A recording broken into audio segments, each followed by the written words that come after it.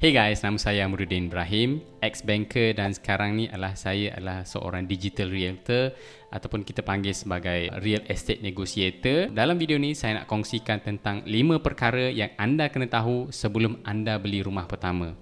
So kita akan cover yang pertama sekali adalah dari segi kenapa kita perlu membina credit score seawal yang mungkin. Yang kedua adalah dari segi matlamat, sama ada kita nak beli untuk investment ataupun untuk own stay. Ketiga adalah yang kita kena tahu apakah ciri-ciri rumah yang bagus sebelum kita beli rumah tersebut.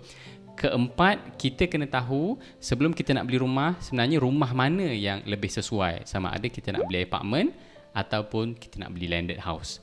Dan akhir sekali, kita nak tahu berapakah sebenarnya kos-kos yang kita perlu sediakan sebelum kita dapat kunci dan juga selepas kita dapat kunci. So by the time anda habis ni, anda tahu apakah kelima faktor ataupun 5 perkara yang kita kena tahu dahulu sebelum kita membeli rumah. Tanpa melengahkan masa lagi, let's get started. Jadi pengalaman saya selama 6 ke 7 tahun dalam perbankan dan juga industri keuangan ni, antara perkara pertama yang kita kena tahu sebelum kita nak beli rumah pertama kita ni, bahawa kita kena ada credit score yang bagus.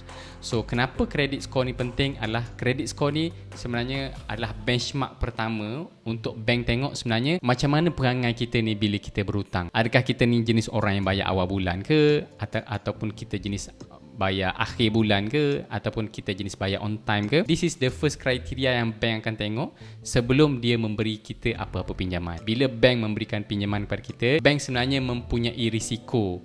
Sama ada kita sebagai peminjam, kita boleh jadi tak bayar hutang tersebut, ataupun contohnya berlaku kemalangan, kematian dan sebagainya, menyebabkan risiko tersebut adalah ke atas bank tu. So bank nak tahu si kris record tersebut. That's why kalau macam anda adalah orang yang baru nak bina career ataupun baru habis belajar, baru graduate dan sebagainya, seawal mungkin anda perlu membina credit score ni secepat mungkin.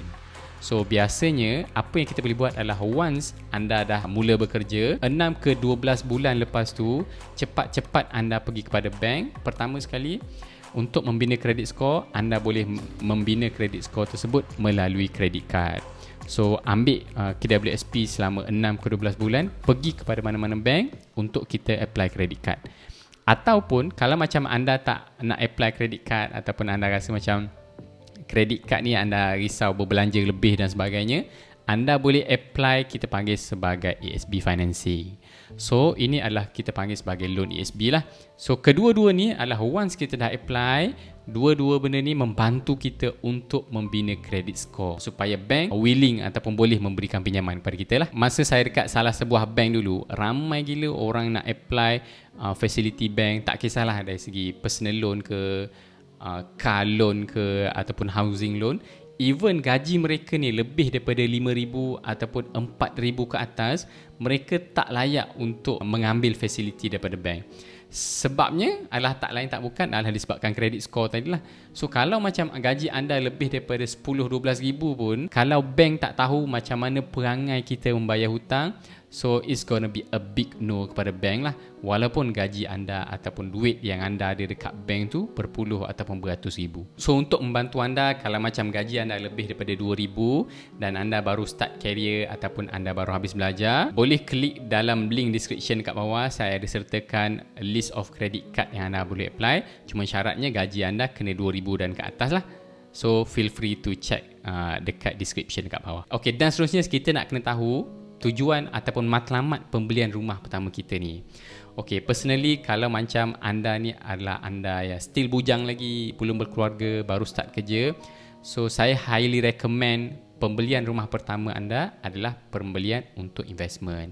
Maksudnya daripada rumah pertama anda tu, anda tak duduk sendiri, tapi anda buat untuk pelaburan. Maksudnya anda sewa kepada orang lain lah. Biasanya bila kita baru start bekerja ataupun baru nak start career ni, kita akan jam dulu beberapa company ataupun jam dulu beberapa syarikat sebelum kita jumpa tempat kerja dan juga company yang sesuai. Biasanya masa awal-awal kerja ni kita nak sesuaikan dulu dengan environment kerja, kita nak cari vibe kerja yang okey, kita nak pergi kepada company yang memberikan value ataupun gaji yang terbaik buat kita. Biasanya kita akan jam different company.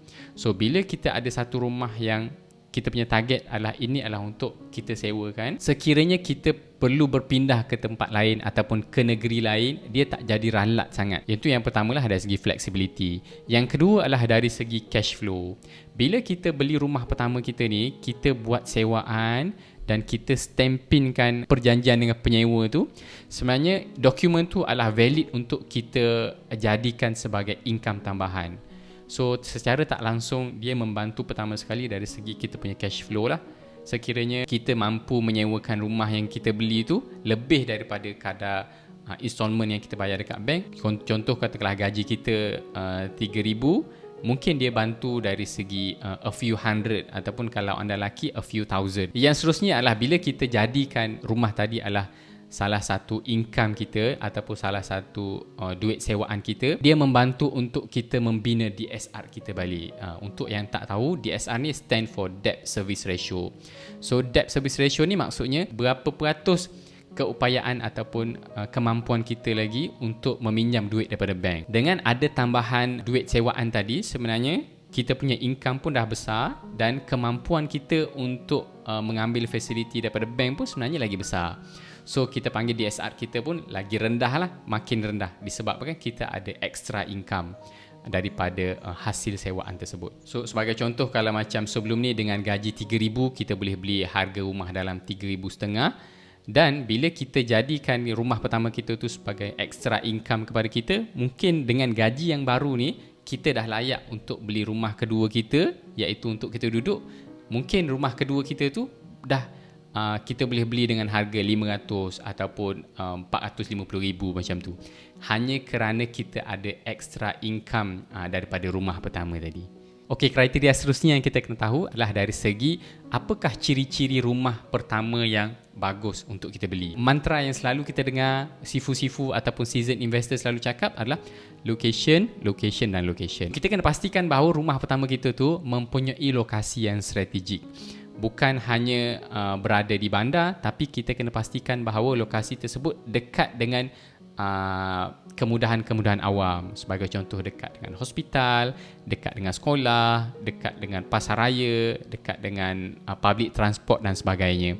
So ini menjadikan rumah kita tu dia akan appreciate dari segi value. Demand terhadap rumah tersebut pun sebenarnya lagi banyak. Sebab apa? Sebab bila orang duduk dekat situ, orang senang nak akses kepada those facility. Dalam kes tadi, sekiranya lokasi yang kita beli itu adalah lokasi yang bagus, lokasi yang strategik, sebenarnya dari segi rental income kita mungkin boleh naikkan setiap 2 ataupun 3 tahun.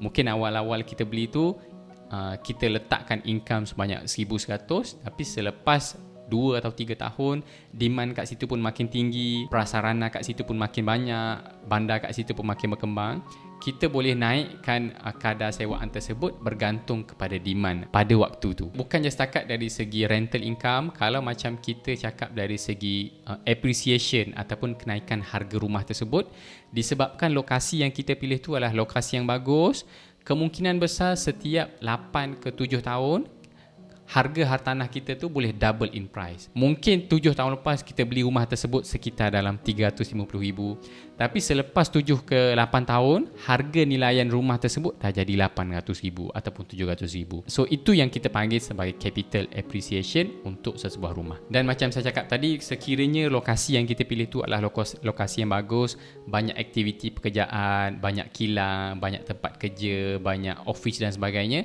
so of course akan ada sentiasa demand orang masuk kerja ataupun orang mencari rumah sewa dekat kawasan berkenaan.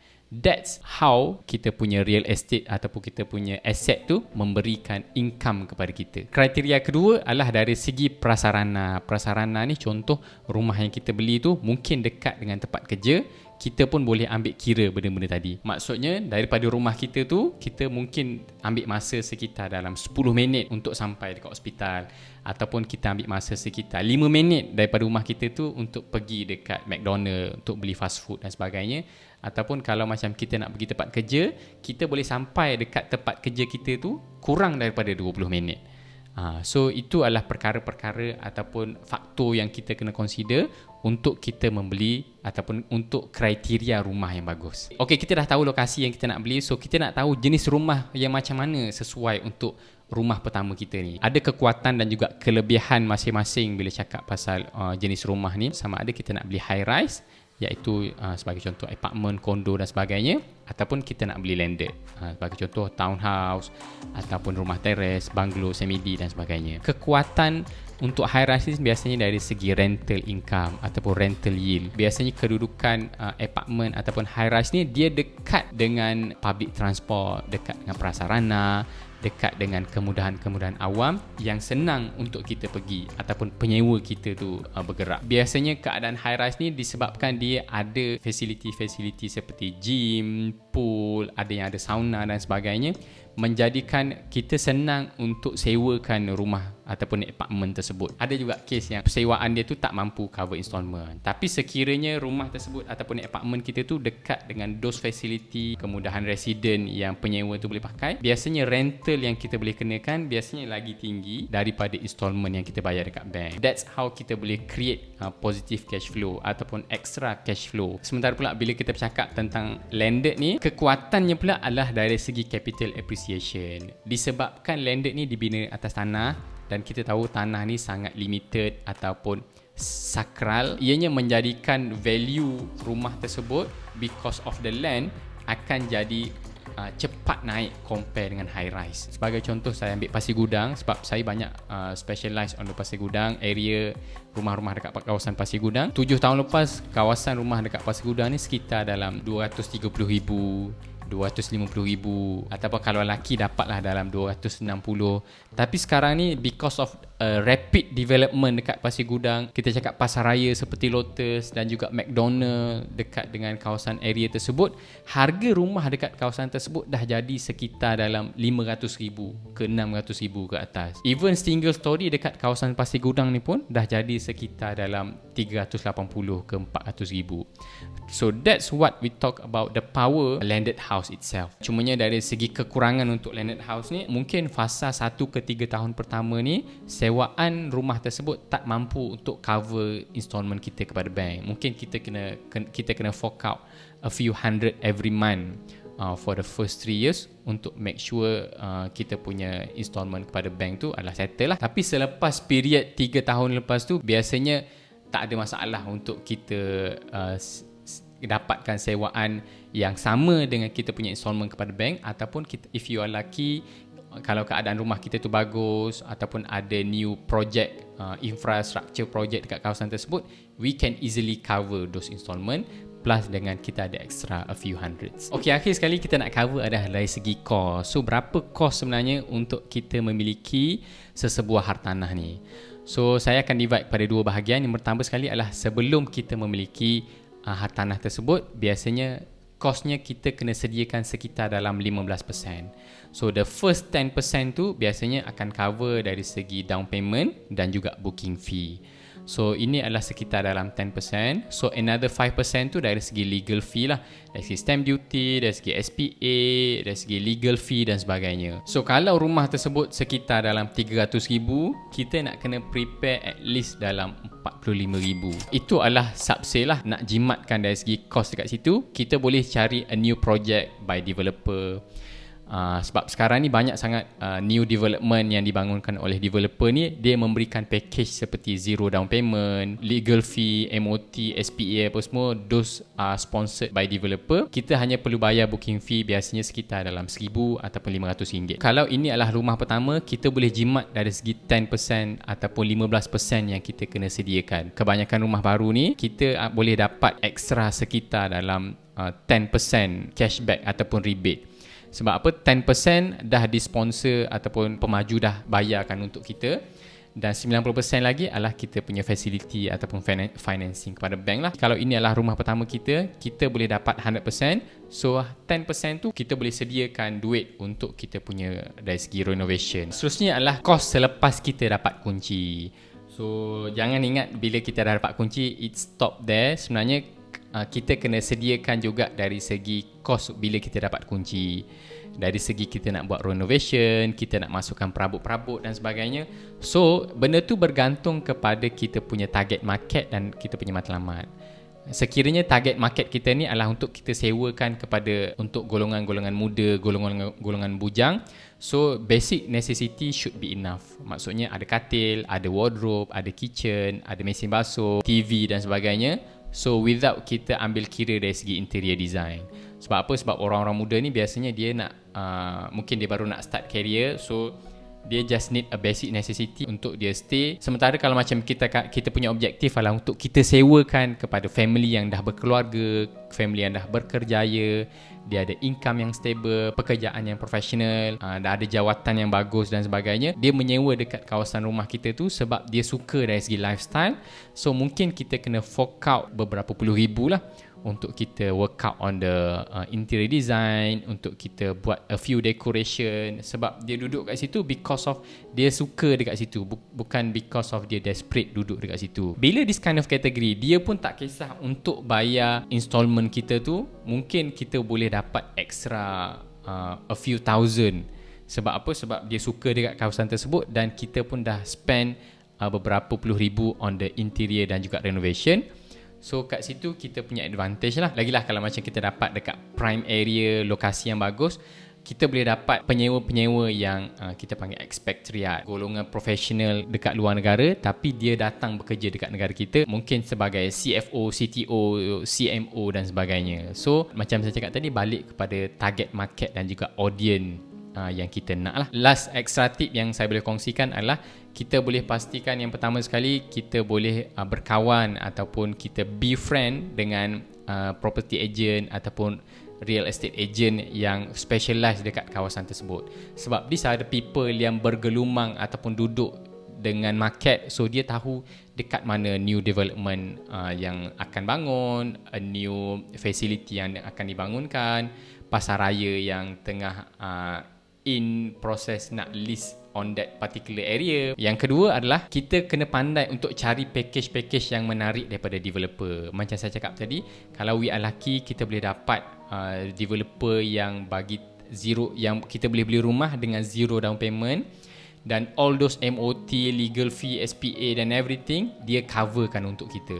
So kalau kita dapat 100% loan, kita dapat extra 10% financing untuk kita cover those cost yang kita perlu spend selepas kita dapat kunci. If you are looking for subsale, cuba cari subsale yang berada di bawah market value. Dekat mana nak cari subsale yang bawah market value? Balik pada tips, extra tip yang pertama tadi, berkawan ataupun cari kawan-kawan yang berada dalam property market ni. Paling mudah adalah kita berkawan dengan real estate agent lah. So tu sahaja saya dah cover 5 faktor yang kita kena consider untuk kita membeli tanah pertama kita ni. Kalau macam anda berjaya habiskan ataupun anda berjaya hadam ke 5 faktor ni, I guess anda dah ready untuk beli tanah. Cumanya just nak kena buat a due diligence and study lah based on faktor-faktor dan kriteria tadi. So itu je, hopefully konten saya ni memberi manfaat. Kalau macam anda baru jumpa channel ni, kalau anda belum subscribe pada channel ni, feel free untuk subscribe. Dan kalau anda rasa channel ni memberi manfaat, feel free untuk kongsikan channel ni kepada orang lain. So kita jumpa lagi untuk masa akan datang. Jumpa lagi, bye.